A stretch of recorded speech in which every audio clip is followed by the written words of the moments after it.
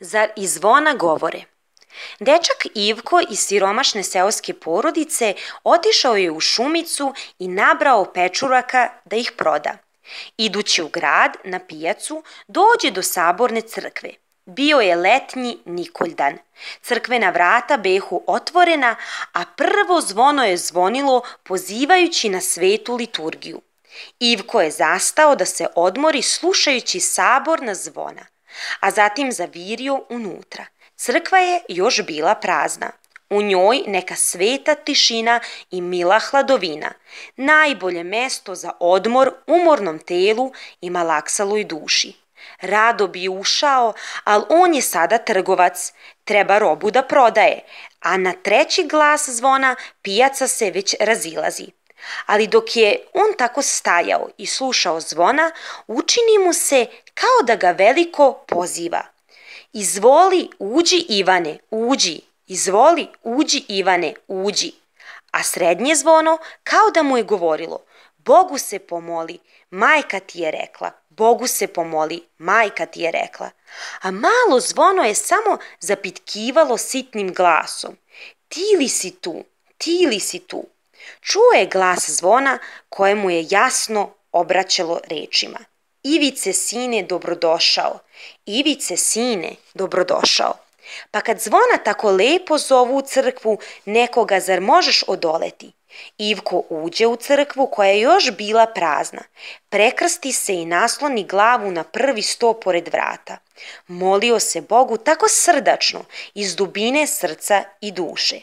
Nije se molio za sebe, nego za svoju bolesnu majku i sestricu. Molitvu koju je izgovarao poluglasno pored dragog Boga čula je jedna blagolika stara gospođa.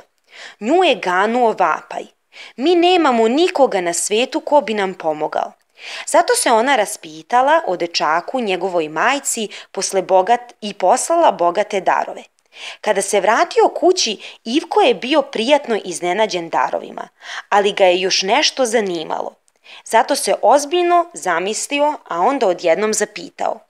Draga majčice, kaži mi, molim te, mogu li zvona govoriti? Zvona da govore, začudi se majka. Otkud ti to pade na um? Tad joj Ivko ispriča sve, kako je u varoši slušao kad su zvona zvonila. Pa odjednom, kao da je čuo da ona govore, baš je čuo reči. Veliko zvono mu je to reklo, srednje to, malo to. Potanko je ispričao sve što je čuo. Nasmeši se njegova majka i reče, sine moj dragi, zvona ne mogu da govore, ali kad je čovek pun osjećanja, kad je ispunjen glasovima u sebi, onda mu se može učiniti da to zvona govore, ili vetar huji, šuma šumori ili potok žubori. Tako se to i tebi jutros učinilo kada si slušao zvona.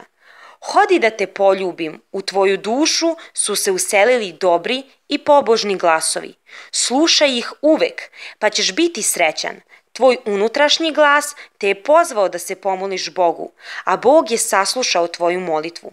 Posle ovog događaja oni su uvek bili blagodarni staroj gospođi tako što su ostali čiste duše i poštena srca. Ivkova mati je uskoro ozdravila, a kako je bila vredna i Bogu se molila, vremenom je toliko stekla da je mogla svoju decu poslati u školu.